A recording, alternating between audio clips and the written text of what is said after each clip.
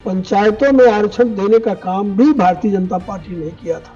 जो लोग आज चिल्ला रहे हैं इनकी पार्टी ने नहीं किया। पूरी तैयारियां हो चुकी थी, हाई कोर्ट में चला गया मामला, उसके बाद सुप्रीम कोर्ट में चला गया ओबीसी आरक्षण को लेकर के। यहाँ एक एग्रीकल्चर विश्वविद्यालय बनना चाहिए। बाबा राघव दास, मेरा सुझाव भी था कि बाबा राघव दास कॉलेज को ही विश्वविद्यालय में कन्वर्ट कर दिया जाए और भी उसमें दे दिया जाए, और नहीं तो अलग बनाया जाए। भारतीय जनता पार्टी के प्रत्याशी ज्यादा मात्रा में हैं, तो ऐसे आप अपने सभी प्रत्याशियों को, एक ऐसी ये पीड़ा है, तकलीफ उन लोगों की है कि खर्चा बढ़ गया है 3 महीने का। लगे भी है, उद्योग लगने जा रहे हैं। 250 करोड़ रुपए का निवेश का अभी हमने बातचीत किया था, तो होने जा रहा है।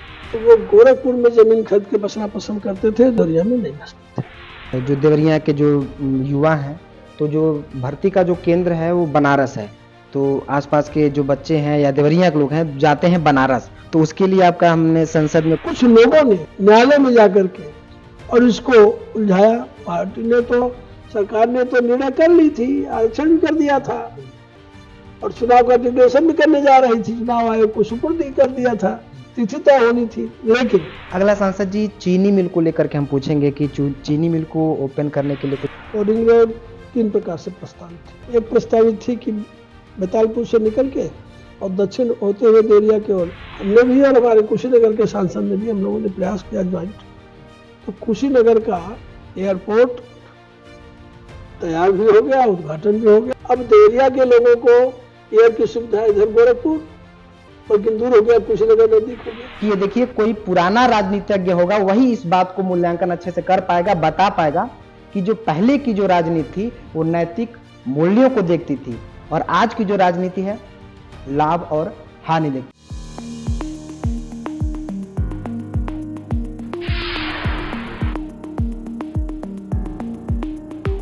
नमस्कार, आप देख रहे हैं रिस्पेक्टेड सोशल मीडिया और मैं आपके साथ चंदन। आज हमारे साथ मौजूद हैं देवरिया के वर्तमान सांसद डॉक्टर रमापत राम त्रिपाठी जी, जिनको आज यहाँ के छोटा हो चाहे बड़ा हो, सब लोग प्यार से बाबूजी भी कहते हैं। और ये मोदी सरकार के जो 5 उत्कृष्ट जो सांसद हैं उसमें ये शुमार हैं। तो सर, सबसे पहले आपका स्वागत है रिस्पेक्टेड सोशल मीडिया। धन्यवाद। अब हम भी आपको बाबूजी ही तब तक करेंगे। बाबूजी, अब हम आपसे ये जानना चाहते हैं, जब आपको देवरिया की जिम्मेदारी मिली विकास कार्यों को लेकर के, तो जब आप आए तो उस समय देवरिया कैसा था और आज के देवरिया में आपको क्या दिखता है? देखिए, 2019 में लोकसभा चुनाव जब चल रहे थे उस समय मुझे तो लोकसभा चुनाव लड़ाने की जिम्मेदारी दी गई थी, लखनऊ, बाराबंकी और हरदोई में। मैं अपने उस दायित्व का निर्वहन कर रहा था, लेकिन अंतिम सूची जो निकली उसमें मेरा नाम भी यहाँ से टिकटार्थी के रूप में कि यहाँ से मुझे उम्मीदवार बनाया गया। तो उस समय मैं अचंभित रहा था, क्योंकि ये पार्टी का मेरे लिए निर्देश भी था और एक हमारे लिए एक अवसर भी था। तो देवरिया में आया। देवरिया से मैं परिचित नहीं था, क्योंकि गोरखपुर के विभाग संगठन मंत्री के रूप में काम करते हुए, प्रदेश के महामंत्री के रूप में, प्रदेश के अध्यक्ष के रूप में काम करते हुए देवरिया के कार्यकर्ताओं से मैं बहुत ही घुला मिला और जुटा हुआ था, और बड़ा अपनापन भी था देवरिया से। तो यहाँ में जब चुनाव लड़ने आया तो मुझे सबका बहुत ही अभूत स्नेह और समर्थन मिला। किसी ने कोई हम पर इब्बत नहीं किया, और सब लोग, हमारे कार्यकर्ता और नेता जो भी यहाँ के थे, सब मिल करके हमको चुनाव लड़ाए। मुझे कभी एहसास नहीं हुआ कि हम किसी ऐसी जगह पर हैं जहां हम कभी चुनाव नहीं लड़े हों, और मुझे भारी मतों से लोग विजयी भी बनाए। तो निश्चित ही मेरे दिमाग में एक लक्ष्य भी था, एक मेरा कर्तव्य भी था कि देवरिया का सर्वांगीण विकास हो। लेकिन विकास की भूमिका में जनप्रतिनिधि का दायित्व आदेश करने का, निर्णय लेने का नहीं होता है। जनप्रतिनिधि का दायित्व जन समस्याओं को सदन के माध्यम से और सरकार के हमारे जो मंत्री हैं विभागीय उनके माध्यम से उसका समाधान कराना। तो हमने ये देखा कि जो मेरा निर्वाचन क्षेत्र जो 3 विधानसभा देवरिया जिले की और 2 विधानसभा कुशीनगर जिले की, तो जब इसकी समस्याओं का मैंने अध्ययन किया तो पहली समस्या थी जो कुशीनगर जनपद के हमारी दोनों विधानसभा फाजिल नगर और तमकुही को प्रभावित करती थी, वो बाढ़ थी। वो भी नारायणी जैसी नदी का जो कभी भी अपनी धारा बदलती रहती है और भयंकर बाढ़ आती थी उधर के इलाके में। बाढ़ के कारण मैंने तबाही भी देखा। और दूसरी समस्या थी कि कनेक्टिविटी, और तीसरी समस्या मुझे थी कि यहाँ पर दोनों जिलों को हमारे जो क्षेत्र के लोग हैं बड़ी संख्या में प्रवासी के रूप में, मजदूर के रूप में दूसरे प्रदेशों में जाके काम करते हैं, अर्थात यहाँ रोजगार नहीं थे। तो मैंने उसको ध्यान में रखते हुए मई में हम लोगों का निर्वाचन हुआ और मई के लास्ट में ही बाढ़ आ गई, बंदा करने लगा। तो पहला ध्यान तो मेरा उस पर गया जो हमारा तमकुही में विशेष करके बंधा था, और उस पर मैं अपने को केंद्रित किया। उस समय मैं अधिकारियों के साथ मिलकर हम लोग रात्रि निवास भी वहाँ किए बंधे पर, और उस समय बंधे कटने से बचाए विशेष दवाई से। फिर इसका प्रोजेक्ट बनवाए और 200 करोड़ से ऊपर का प्रोजेक्ट स्वीकृत कराए, और वहाँ का जो बंधा है वो मजबूत बना, पत्थर से बना, उसके नीचे डाला गया। और आज 19 के बाद मैं कह सकता हूँ मुझे बड़ी संतुष्टि है कि फिर वहाँ नारायणी की कटान नहीं हुई और उसका एक अस्थायी समाधान हुआ। उसी तरह से वहाँ एक बासी नदी बहती थी, बासी नदी छिछली हो गई थी, उसके कारण जरा सा भी थोड़ा सा भी पानी बरसता था तो उसका पानी ओवरफ्लो करता था, खेतों को नुकसान पहुंचाता था। फिर मैंने उसकी प्रोजेक्ट बनवाया, उसको गहरा करवाया। और उसी तरह से हमारे देवरिया में भी कुन्ना डाला था, ये भी छिछला हो गया था, इसको भी थोड़ा गहरा करवाया जिससे वो पानी नीचे जाए। और मैं तो नहीं कह सकता हूं कि पूर्ण उस पर नियंत्रण हो गया, लेकिन मैं ये कह सकता हूं कि पिछले सालों की अपेक्षा जो इधर के वर्षों में बाढ़ पर हमारे क्षेत्र में थोड़ा काबू पाया गया। यहाँ भी छोटे छोटे जहां जरूरत थी पैचिंग कराया, जो छोटी गंडक है उसमें भी काम लगभग ठीक हो गया। अब दूसरे दृष्टि से देखें तो उद्योग नहीं थे, और देवरिया में औद्योगिक क्षेत्र था। देवरिया में औद्योगिक क्षेत्र हमारे पूर्वा के पास था, इधर उसरा में था, लेकिन उद्योग के नाम पर लगभग खाना पूर्ति थी। तो हमने प्रयास शुरू किया और आज मैं कह सकता हूं कि अब उद्योग चलने जा रहा है कि उसरा में एक डिस्टिलरी, उस समय तत्कालीन जिलाधिकारी थे अमित किशोर जी, उनका भी सहयोग मिला और हमने प्रयास किया तो उसका एक प्रोजेक्ट वहां आई और वो बन के तैयार है, काम होगा तो उसमें 3-4 हजार लोग काम करेंगे। उद्योग जब लगता है तो और भी रोजगार डेवलप होते हैं। फिर यहाँ मैं प्रयास करके सौर ऊर्जा का केंद्र ये बोडिया में, तो इसमें भी किसान अपनी जमीन नहीं देना चाहते थे, तो बात करना, प्रयास करना, अधिकारियों से बात करना, तो वो एक बन गया। आज वो भी कुछ काम उसके बाद उत्पादन शुरू हो गया। तो 2 उल्लेखनीय बात हो गई।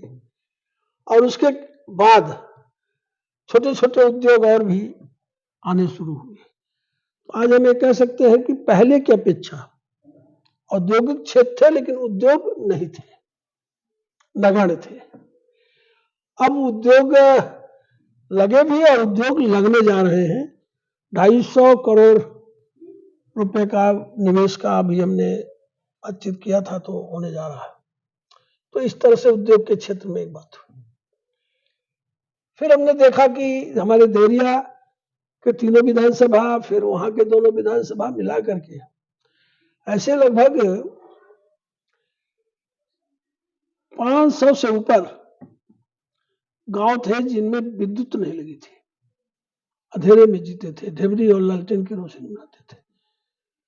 उसका भी प्रयास किया और आज हमें कह सकते हैं कि 100% मजरे और गांव का विद्युतीकरण हो गया। फिर जो गांव से जोड़ने वाली सड़कें थी, अभी आप देवरिया में भी देखेंगे, सोनू घाट से जो इधर वाली रोड लाइन पर है, इधर कंचनपुर से, सब करीब करीब सड़कें जो थी, इसकी प्रोजेक्ट बनवाया और इसको पास कराया। और प्रधानमंत्री सड़क योजना में भी हमारे 5 क्षेत्रों को मिला के देखा जाए तो बहुत बड़ी सड़कों का एक थोक यहाँ आया, करीब 50 से ऊपर सड़कें छोटी बड़ी। तो सड़कों का भी स्थिति पहले से ठीक हुई, कुछ छोटी मोटी रह गई हैं, वो भी जल्द ही ठीक हो जाएंगे। तीसरी बात मेरे ध्यान में आया कि देवरिया में से पलायन होता था। यहाँ के लोग, यहाँ जो अभाव था दवा का, शिक्षा का, सुविधाओं का, तो वो गोरखपुर में जमीन खरीद के बसना पसंद करते थे, देवरिया में नहीं बसते थे। लेकिन मैं ये कह सकता हूँ कि अगर इधर के 4 साल के अगर आंकड़े देखे जाए तो पलायन रुका। क्यों रुका? मेडिकल कॉलेज का शिलान्यास भी हो गया था और स्वीकृति भी हो गई थी माननीय कलराज जी के समय में। फिर हमने उस पर प्रयास जारी रखा, बात किया, जल्द से जल्द उसका पैसा मुक्त कराया और आज मेडिकल कॉलेज भी रन करने लगा, काम करने लगा, तो मेडिकल सुविधा हो गई। दूसरी चीज कि यहाँ पर शिक्षा की जहां तक बात है तो आप सभी जानते हैं कि मैंने सदन में सवाल भी उठाया, लिख के भी दिया, उस पर कमेटी भी है, इस पर कुछ प्रयास शुरू हो गए हैं, सकारात्मक दिशा में प्रयास हो रहे हैं। तो मेरा प्रयास था कि हाँ, एक एग्रीकल्चर विश्वविद्यालय बनना चाहिए। बाबा राघव दास, मेरा सुझाव भी था कि बाबा राघव दास कॉलेज को ही विश्वविद्यालय में कन्वर्ट कर दिया जाए और भी उसमें दे दिया जाए, और नहीं तो अलग बनाया जाए तो भी उसके लिए जमीन उपलब्ध कराई जाए। तो मुझे खुशी है कि सरकार ने उसको मन बना लिया है और शासन ने जिलाधिकारी को निर्देश दिया है कि उसमें जमीन उपलब्ध कराने की व्यवस्था करें। उस पर प्रयास चल रहा है, सकारात्मक दिशा में है। तो या तो वो प्रोन्नत कर जाएगा और नहीं दूसरा विश्वविद्यालय स्थापित हो जाएगा, लेकिन उस दिशा में सकारात्मक प्रयास हुआ है। उसी तरह से आप देखिए कि देवरिया अब विकास करे तो उसके लिए आज देवरिया को हमारी जो हाईवे है जो अंदर से जा रही है 2 भागों में बांट देती है और इस पार से उस पार आने में लोगों को बहुत कठिनाई होती है। तो उसको ध्यान में रखते हुए गिरिंग रोड की बात पहले चल रही थी, लेकिन वो बात कहीं सार्थक नहीं हो रही थी। फिर मैंने उसका प्रयास किया, लोकसभा में भी किया, बाहर भी किया, और आज हम कह सकते हैं कि वो रिंग रोड स्वीकृत हो गई है, उसका डीपीआर बन गया, जमीन चिन्हित हो गई और अब उस पर पैसा मुक्त होना है और टेंडर होना है। तो रिंग रोड बन जाने से, चूंकि पहले वो रिंग रोड 3 प्रकार से प्रस्तावित थी। एक प्रस्तावित थी कि बैतालपुर से निकल के और दक्षिण होते हुए देवरिया की ओर, वो 8 किलोमीटर की थी। एक थी बैतालपुर से उत्तर दिशा से निकाल करके, वो भी 11 किलोमीटर की थी। थोड़ा हमने उसको प्रयास किया तो हमने उसको थोड़ा बड़ा बनवाया।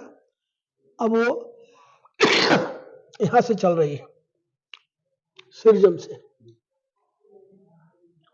भीमपार गांव है जो कस्या रोड पर, उसको क्रॉस करके वहां वो कस्या रोड को क्रॉस कर रही है, फिर अहिल्यापुर तक जा रही है।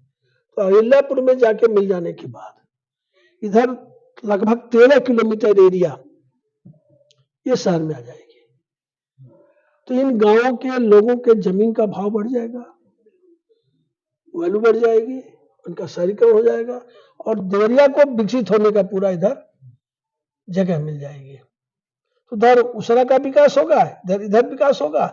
तो आगे चल के मेरे दिमाग में है कि आगे की जो देवरिया होगी एक बहुत ही सार्थक और स्वयं में परिपूर्ण नगर होगा, इसका एक स्वरूप बन जाएगा उसके बनने के बाद। वही मैंने ये प्रयास शुरू किया है। लोकसभा में भी सवाल उठाया था, उस पर एक कमेटी भी आई थी, अभी थोड़ा उसमें काम जारी है। यहाँ जो माल गोदाम है जो बीच में है, जिसके कारण से यहाँ पर आवागमन में बड़ी असुविधा होती है, जाम लगते हैं। तो मेरा मत है कि अगर वो रिंग रोड बन जाएगी तो वहीं पर सीधे अहिल्यापुर में माल गोदाम को शिफ्ट कर दिया जाए और वहां से फिर सीधे माल उधर चला जाए, तो उससे भी शहर को लाभ होगा। तो ये योजनाएं मेरी हैं कि शहर का औद्योगिकरण बढ़े, शहर का विस्तार हो और शहर के लोगों को आवश्यक सुविधाएं यही मिले। उसमें 2-3 प्रगति हुई, जैसे शिक्षा के क्षेत्र में है, आपका चिकित्सा के क्षेत्र में है। वहीं आप अगर स्वयं सोचें, आप अगर इस जिले में काफी दिन से रहते हो, तो पहले विद्युत की स्थिति क्या थी, आज क्या है? आज देवरिया के लोगों को भी लगभग परमानेंट बिजली मिलती है और मिलेगी, या तो विद्युत का केंद्र बन गया है। तो ये मेन सुविधाएं होती हैं।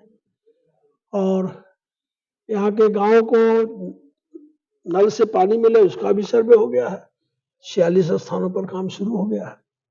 तो ये सब विकास काम हुए। साथ ही हमने भी और हमारे कुशीनगर के सांसद ने भी, हम लोगों ने प्रयास किया ज्वाइंट, तो कुशीनगर का एयरपोर्ट तैयार भी हो गया, उद्घाटन भी हो गया और वो अंतर्राष्ट्रीय एयरपोर्ट हो गया। अब देवरिया के लोगों को एयर की सुविधा इधर गोरखपुर, बल्कि दूर हो गया, कुशीनगर नजदीक हो गया, तो एयर की सुविधा हो गई, ट्रेन की सुविधा, ट्रेनें भी कहीं रुकने लगी, सड़कों की सुविधा। तो इसलिए स्वाभाविक है वे देवरिया निवेश की दृष्टि से लोगों के आकर्षण का केंद्र बन रहा है। आगे इसका विकास होगा। अगला सांसद जी हम ये कहेंगे कि सेना भर्ती को लेकर के जो देवरिया के जो युवा हैं, तो जो भर्ती का जो केंद्र है वो बनारस है, तो आसपास के जो बच्चे हैं या देवरिया के लोग हैं जाते हैं बनारस, तो उसके लिए आपका हमने संसद में कुछ सुना था कि आपने देवरिया को लाने का प्रयास किया देवरिया में, वो कहाँ तक मैंने उसको संसद में उठाया था कि देवरिया में पहले से ही सेना की जमीन यहाँ पड़ी हुई है, 40 एकड़ जमीन यहाँ, उसका कोई उपयोग भी नहीं होता।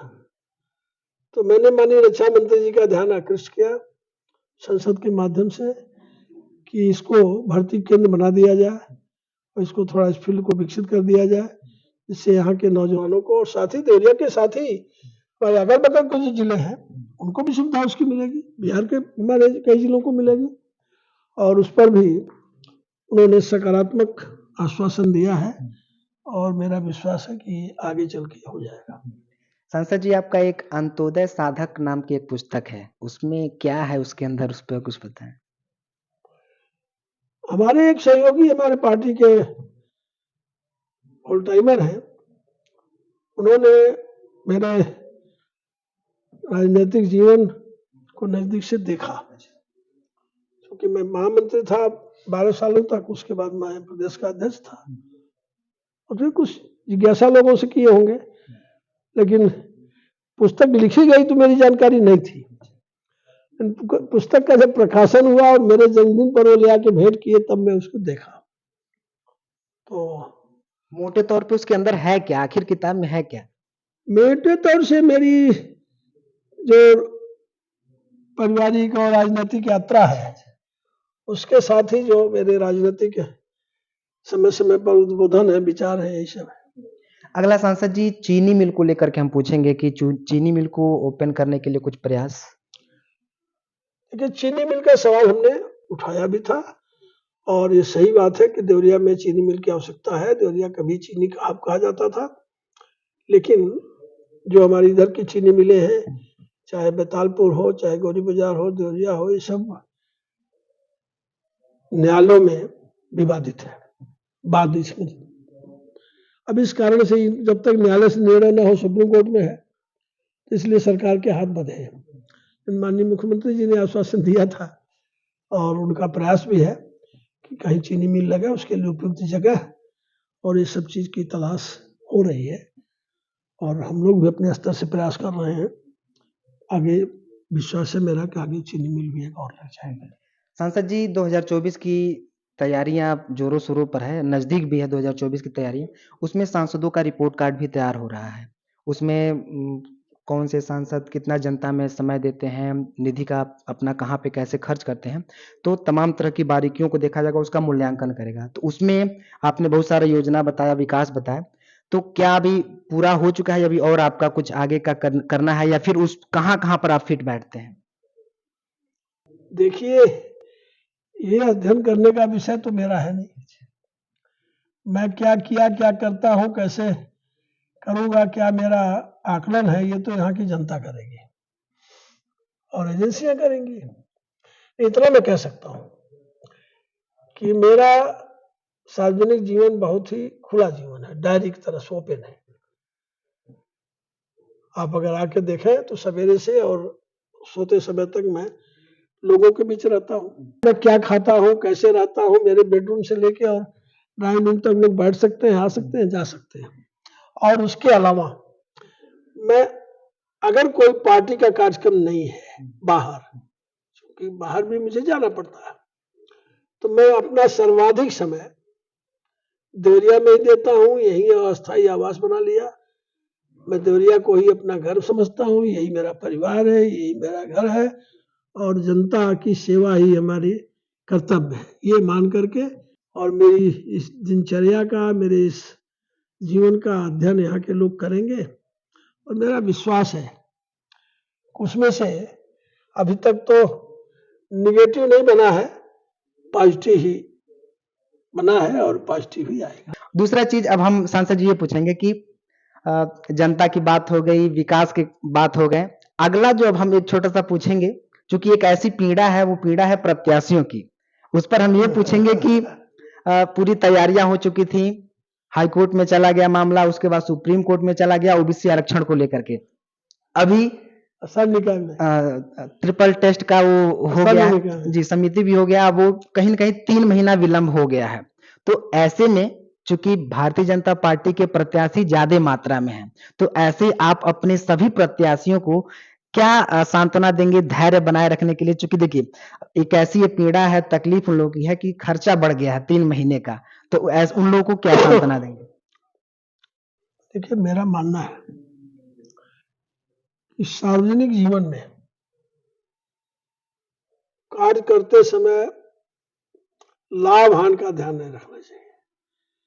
सेवा के क्षेत्र में ये लाभ है, ये हानि है, इसका कोई स्थान नहीं होता। और हमारे पार्टी के कार्यकर्ता इसी भाव से काम करते हैं। पार्टी जो जिम्मेदारी जब देती है उस पर लगे रहते हैं। चुनाव आते हैं, जाते हैं, लेकिन ये भी उतना ही सत्य है और यथार्थ भी है कि किसी भी राजनीतिक दल का मूल्यांकन चुनाव में उसके द्वारा प्राप्त परिणाम से ही होता है। चुनाव पार्टी लड़ती है, प्रतीक प्रत्याशी के रूप में व्यक्ति होता है और उसका भी चयन पार्टी करती है। तो इसमें किसी को न घबराना चाहिए, न उसको ये अधीर होना चाहिए।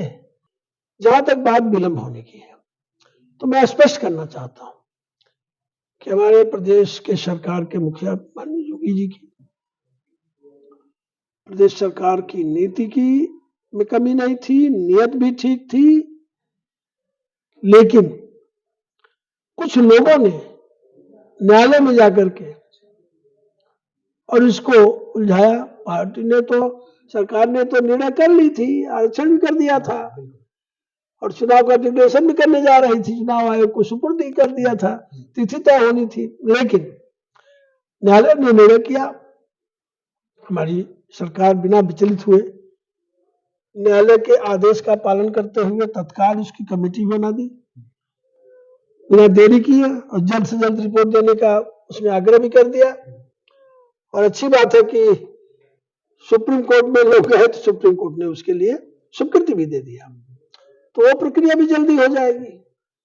तो चुनाव 3 महीना पहले हो चाहे 3 महीना बाद हो, पार्टी उसके लिए हमेशा तैयार है। और पार्टी की जो मैंने कहा नीति भी ठीक है, नियत भी ठीक है। अब बिना आरक्षण के चुनाव न तब करा रहे थे न अब कराने वाले हैं। और इसको अगर और स्पष्ट करूं तो पंचायतों में आरक्षण देने का काम भी भारतीय जनता पार्टी ने किया था। जो लोग आज चिल्ला रहे हैं इनकी पार्टियों ने नहीं किया था। ये पिछड़ों के हित को शोषण करने वाले लोग हैं, उस हित को अपने परिवार अपने निजी लिए उपयोग करने वाले लोग हैं। भारतीय जनता पार्टी ने पिछड़ों को अधिकार भी दिया, अवसर भी दिया और सही अर्थों में उसको कार्यान्वयन भी किया और पालन भी किया। और आज भी मैं फिर कहूंगा हमारी नीति भी ठीक है, पिछड़ों के हित में है, दलितों के हित में है, सब समाज के हित में है और नीयत भी ठीक है।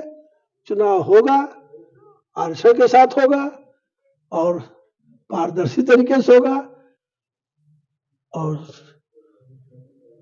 सुप्रीम कोर्ट के निर्देशों के अनुरूप होगा। तो बिल्कुल सभी निकाय चुनाव के प्रत्याशी लोग धैर्य बनाए रखें, तैयारियां अपनी भरपूर करते रहिए। अगला बाबूजी अब हम आपसे ये पूछेंगे कि आप चूंकि बहुत पहले से राजनीति में हैं, इस क्षेत्र में सबसे पहले की जो राजनीति आपने जो शुरुआत किया था, पहले की राजनीति और आज जो वर्तमान में चल रहा है, अंतर आपका क्या आपको मिला? देखिए अंतर तो बड़ा है। पहले राजनीति मूल्यों पर आधारित है, अब लोग मूल्य से च्युत हो रहे हैं। पहले हम लोग जब काम शुरू किए तो दूर दूर तक हम नहीं सोचते थे कि पार्टी सत्ता में आएगी। 8 विधायक थे तो काम शुरू किया, लेकिन हम सबका समर्पण विचारों के प्रति था, ध्येय लेके चल रहे थे, राष्ट्र को ध्यान में रख के चल रहे थे। तो ये एक पीढ़ी वो थी और उस पीढ़ी ने जो नींव रखी, हमसे पहले जो लोग हुए बहुत सारे लोग चले गए। आज की राजनीति में अंतर आया है और दोनों में आया है। राजनीतिज्ञों में भी तदनुरूप परिवर्तन हुआ है और जनता के स्वभाव में भी परिवर्तन हुआ है। अगर ये कहें कि हम पहले निर्णय लेते थे तो ये ध्यान में रखते थे कि उचित कर रहे हैं कि अनुचित कर रहे हैं, न्याय कर रहे हैं कि अन्याय कर रहे हैं, पाप करने जा रहे हैं पुण्य करने जा रहे हैं। ये भी आधार होता था व्यक्ति के निर्णय लेने का। आज हर व्यक्ति के निर्णय लेने का आधार बदल गया, आधार उसका अब लाभ और हानि हो गया है और इसका प्रभाव राजनीतिक क्षेत्र के लोगों पर भी पड़ा है। लेकिन फिर भी आज अन्य दलों के अन्य लोगों के अपेक्षा भारतीय जनता पार्टी की राजनीति अलग है, जो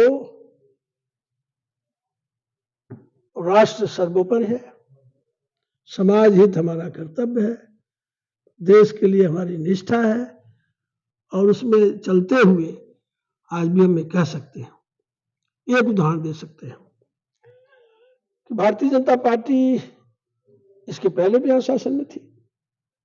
91 में भी हम शासन में आए थे, 96 में भी आए थे, केंद्र में भी माननीय अटल जी के नेतृत्व सरकार बनी, आज भी सरकार चल रही है। तो हम बड़े दावे के साथ बड़ा सर ऊंचा करके कह सकते हैं कि हमारी सरकारें जहां भी रही, उत्तर प्रदेश विशेष करके वहां जो हम देख रहे हैं और भी प्रांतों में, कोई घोटाले का आरोप नहीं किसी पर लगा, किसी मंत्री खिलाफ जांच नहीं बैठी।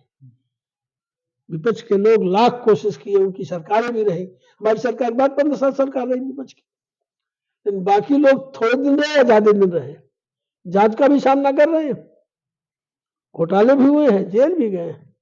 तो ये अंतर है। तो आज भी राजनीति के क्षेत्र में भारतीय जनता पार्टी और की अपेक्षा और कोई तुलना नहीं है, लेकिन राजनीतिक शुचिता को बनाने की पूरी कोशिश करती है और है। बाकी अपवाद हर जगह होते हैं। तो हमारे साथ मौजूद थे वर्तमान देवरिया के माननीय सांसद जी डॉक्टर रमापत राम त्रिपाठी जी, और इनसे बात करके अंत में हम यही कहेंगे कि देखिए, राजनीति में समर्थन या विरोध वो अलग बात है, लेकिन वर्तमान की जो राजनीति है और जो इन्होंने बताया जो पहले की जो राजनीति थी, क्योंकि ये देखिए कोई पुराना राजनीतिज्ञ होगा वही इस बात को मूल्यांकन अच्छे से कर पाएगा, बता पाएगा कि जो पहले की जो राजनीति थी वो नैतिक मूल्यों को देखती थी और आज की जो राजनीति है लाभ और हानि देखती है। तो आपके साथ बात करके बहुत अच्छा लगा, बहुत बहुत धन्यवाद। धन्यवाद। आपके माध्यम से सबको नमस्कार।